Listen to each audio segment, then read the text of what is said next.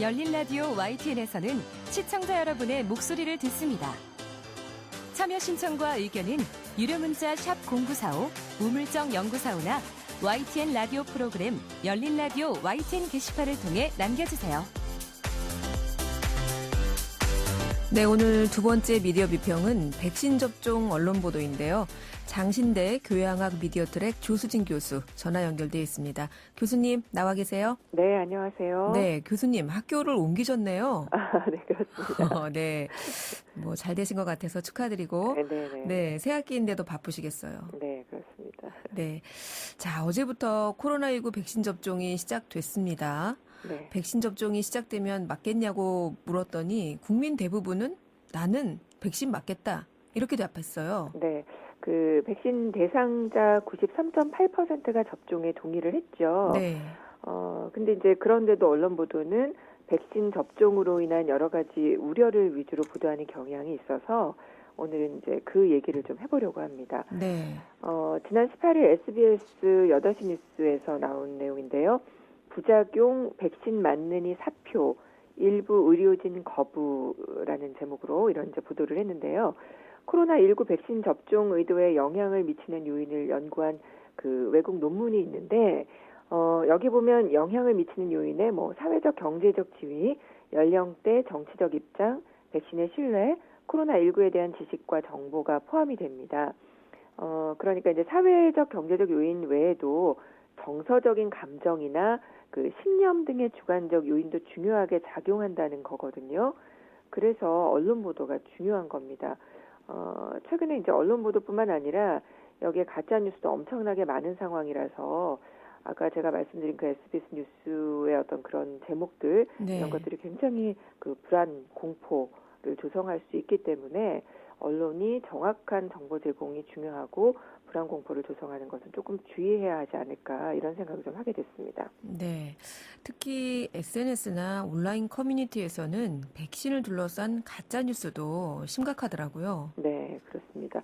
본격적인 그 백신 접종에 앞서서 가짜 뉴스가 확산되고 있는데요. 네. 유튜브를 통해 확산된 가짜 뉴스 중에는 뭐 젊은 사람에게는 화이자, 아스트라제네카 등 효과가 뛰어난 백신을 또 고령자에게는 식염수 성분의 효과가 전혀 없는 물백신을 접종한다라는 뭐 이런 주장들이 업로드 됐고요. 네.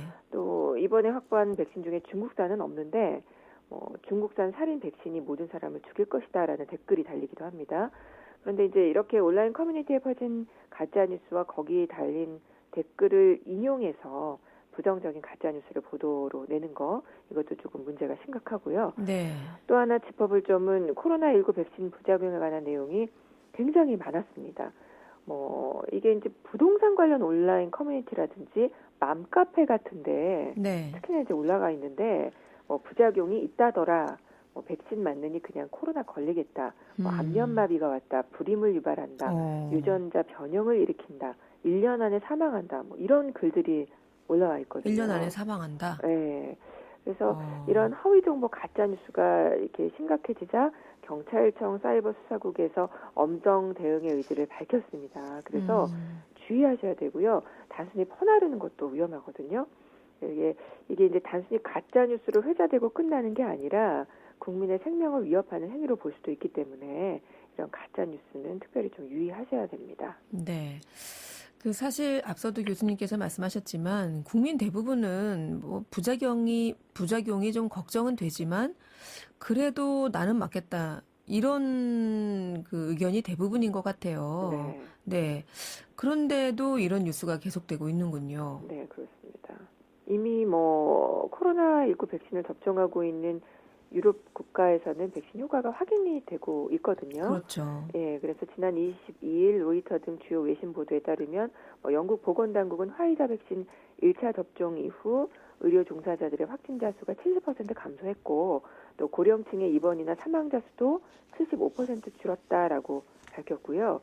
전문가들은 백신의 강력한 효과를 확인할 수 있다라고 전하기도 했습니다. 그런데 이제 국내에서는 유독 일부 정치인들과 언론이 백신 불안을 부추기고 있는 모습을 보여서 비판을 받고 있는 거죠. 저는 교수님하고 이 얘기를 나누면서 좀 우리 예전에 이 얘기 하지 않았나? 이런 생각이 좀 들어요. 그러실 겁니다. 네, 왜냐하면 이 백신과 관련한 공포, 불안감 이런 걸 조장하는 이런 내용들이 이미 작년에 저희가 독감 백신 네, 그 부작용 논란 때도 한번 다룬 적이 있거든요. 네, 그렇습니다. 그 10월 정도였죠. 코로나 네. 국면에서 이제 독감 유행 시기까지 겹치면서 그때 나타났던 현상이었죠. 네. 그래서 사실은 이제 노약자분들은 접종을 하시는 게 맞는데 이제 이런 보도가 많다 보니까 백신 접종을 과연 맞아야 하는 건지 고민이 참 많았었습니다. 그랬죠. 지난해 10월에 독감 백신 맞고 고교생이 이틀 만에 숨졌다라는 그 뉴스가 굉장히 빠르게 퍼져나갔었죠. 네, 기억나실 거예요. 예, 뭐 백신과 사망 간의 인과관계가 밝혀지지 않은 상태에서 그래서 실제 접종률도 좀 떨어졌었고요. 작년 10월 질병관리청 정례 브리핑에서 그 사망한 학생이 접종한 백신은 회수 대상 백신이 아니고 유통 과정에서 문제가 없는 것으로 확인된 상황이고 사망 원인 규명이 필요한 상황으로 밝혔는데도 그때 이제 막 속보라는 이름을 달고 독감 백신 접종 뒤 10대 사망 사례 보고 사망 원인 조사 중이란 제목의 그 한 줄짜리 기사로부터 시작이 됐습니다. 이후 비슷한 제목의 기사가 올라오면서 점점 더 자극적인 기사 제목이 등장했고요.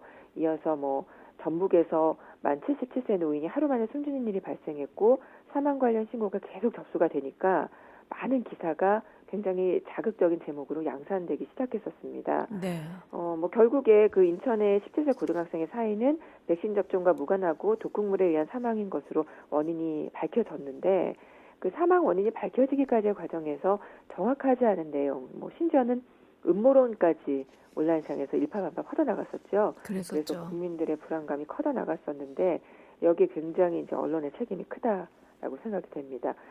그 당시 생각해보면 그 백신학회에서 입장문까지 낼 정도였고요. 네. 또 백신학회뿐만 아니라 언론노조 민주언론신천위원회가 뭐 이 보도잔 지침을 내기도 했고요.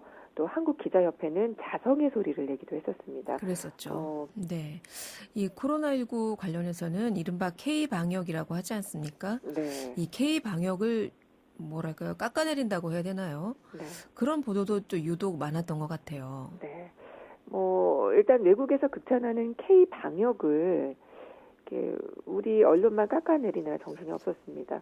물론 이제 언론이 문제가 되는 부분은 지적하고 비판하는 게 맞죠. 네. 근데 이제 그렇지 않았다는 게 문제고요. 그러다가 이제 백신 이슈로 가면서 확보가 늦어진다라는 비판의 보도가 쏟아졌습니다. 왜 백신을 못 구하냐? 무능하다. 무능한 정보. 뭐 이런 식으로요. 네. 그리고 백신 접종을 앞두고는 이번에는 이제 무용론 또는 불안, 공포의 프레임으로 바뀌기 시작하는데요. 이게 백신 보도가 국민의 생명과 직결된다라고 생각한다면 지금의 보도 흐름과는 조금 달라지지 않을까 이런 생각을 좀 해봅니다. 네. 자, 일단 어제죠. 어제부터 국내 네. 백신 접종이 시작이 됐습니다. 코로나 백신은 사실 충분한 임상 기간을 거치지 못했죠. 아무도 네. 예상치 못했던 감염병이었기 때문에 그렇죠. 네, 그렇기 때문에 사실은 이 뭐 백신 관련해서 예상치 못한 반응이 나타날 수도 있다. 전문가들은 이런 얘기도 합니다. 네. 하지만 앞으로 이런 어떤 불안감 이런 것들을 조장하지 않으면서도 뭔가 좀 제대로 된 정보를 전달할 수 있어야 될 텐데요. 네. 우리가 이제 과연 이런 시기 언론의 역할이 무엇인가를 조금 고민을 했으면 좋겠습니다. 이 시기에. 예. 실제 수용자의 70%가 건강에 관한 정보를 언론을 통해서 얻고 있다라는 연구 결과도 이미 나와 있습니다. 네. 그런데 또 건강 보도가 실질적으로 독자들에게 건강 정보를 이해시키고 도움을 주는 역할은 제대로 하고 있지 못하다라는 결과도 역시 있거든요. 부정적인 보도를 접한 사람들은 의학적으로 예방의 중요성이 상당히 높음에도 이를 거부하는 경우가 생긴다라는 건데요. 더 위험한 상황에 처할 수도 있습니다. 그래서 언론이 참 역할이 중요한데 언론이 감정적인 반응을 이끄는 게 아니라 이성적인 판단을 할 수 있도록 돕는 기사를 많이 만들어내야 합니다. 네, 그러려면은 제목도 좀 신중해야겠고요. 내용에 있어서도 지난번 독감 그 백신 보도에서 보여준 그런 중계식 보도라던가 그러니까 사망자 몇 명 이런 것들 계속 이런 게 아니라 우리가 앞에서 이제 그 경험한 것처럼 인과관계가 파악된 후에 좀 신중하게 보도하는 자세가 필요할 겁니다. 네. 이렇게 이제 빠르게 속보 내보내고 이후 2보, 3보에서 기사를 바로 잡아봐도 이미 사람들의 머릿속에는 그 처음 접한 부정적인 내용이 남아있고요. 또 인터넷을 통해서 이미 많이 퍼져나간 상태이기 때문에 되돌리기가 참 힘듭니다. 이제 앞으로 이제 다시 백신과 관련된 보도가 굉장히 많아질 텐데 기사를 쓰기 전에 다시 한번 감염병 보도 준칙, 지난해 4월에 그 한국기자협회, 방송기자협회, 한국과학기자협회 등이 공동으로 마련한 거잖아요. 네. 이거를 좀 꼼꼼하게 읽고 좀 펜을 들어주셨으면 하는 그런 바람입니다. 네, 알겠습니다. 오늘 말씀 잘 들었습니다. 고맙습니다. 네, 지금까지 장신대 교양학 미디어 트랙 조수진 교수였습니다.